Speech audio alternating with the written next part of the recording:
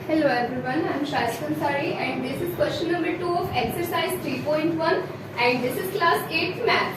So in this question it is given how many diagonals does each of the following have. Means यहाँ पर option number A, B and C में यहाँ कुछ shapes के name given है and हमें इसमें ये बताना होगा कि इन ऑल शेप्स में डायगोनल्स कितने होते हैं. लाइक यहाँ पर ऑप्शन नंबर A में है आ कन्वेक्स क्वाड्रिलेटरल. मीन्स एक जो कन्वेक्स क्वाड्रिलेटरल होता है उसके अंदर डायगोनल्स कितने होते हैं. तो पहले देखते हैं कि कन्वेक्स क्वाड्रिलेटरल है क्या. तो क्वाड्रिलेटरल का मीनिंग होता है कोई भी एक फोर साइड्स की जो शेप होती है उसे क्वाड्रिलेटरल कहा जाता है. बट जो कन्वेक्स क्वाड्रिलेटरल होता है वो कन्वेक्स में जिसके ऑल एंगल्स 180 डिग्री से लेस होते हैं वो होता है एक कन्वेक्स पॉलीगन.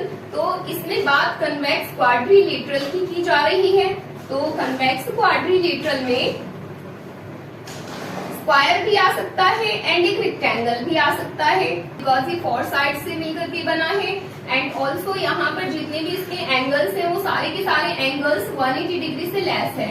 एंड सिमिलरली वैसा ही रेक्टेंगल में भी है कि वो फोर साइड से मिलकर के बना है एंड ऑल्सो उसमें ऑल एंगल्स 180 डिग्री से लेस है. क्वेश्चन में हमसे ये मालूम किया गया है कि किसी भी कन्वेक्स क्वाड्रिलेटरल के अंदर नंबर ऑफ डायगोनल्स कितना होगा.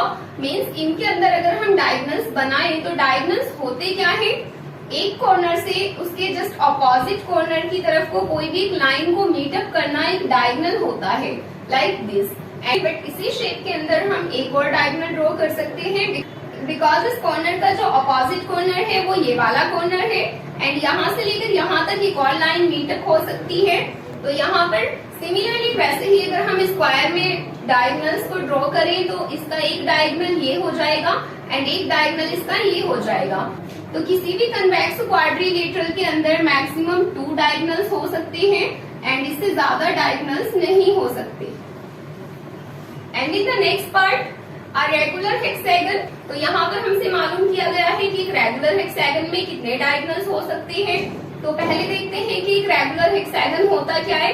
रेगुलर हेक्सागन में ऑल साइड्स इक्वल करके एक हेक्सागन बनाना होगा एंड जो एक हेक्सागन होता है उसकी होती है 6 साइड्स. तो रेगुलर हेक्सागन को यहाँ पर मैंने ड्रॉ किया है. रेगुलर हेक्सागन की 6 ऑल साइड्स इक्वल होती हैं बिकॉज हेक्सागन के अंदर तो 6 साइड्स होती हैं एंड उसको रेगुलर बोला गया है. दैट्स मीन उसमें जो ऑल साइड्स हैं वो इक्वल हैं. एंड इसमें अगर हम डायगोनल्स की बात करें तो डायगोनल्स कितने होते हैं. तो इसमें डायगोनल्स को ड्रॉ करना स्टार्ट करते हैं. This is the first diagonal and this is second diagonal and this third diagonal. And यहाँ पर अभी इसमें एक कॉर्नर से दूसरे कॉर्नर को हम यहाँ से भी मीटअप कर सकते हैं. So this will be also our diagonal and also this will be our diagonal and also this will be our diagonal.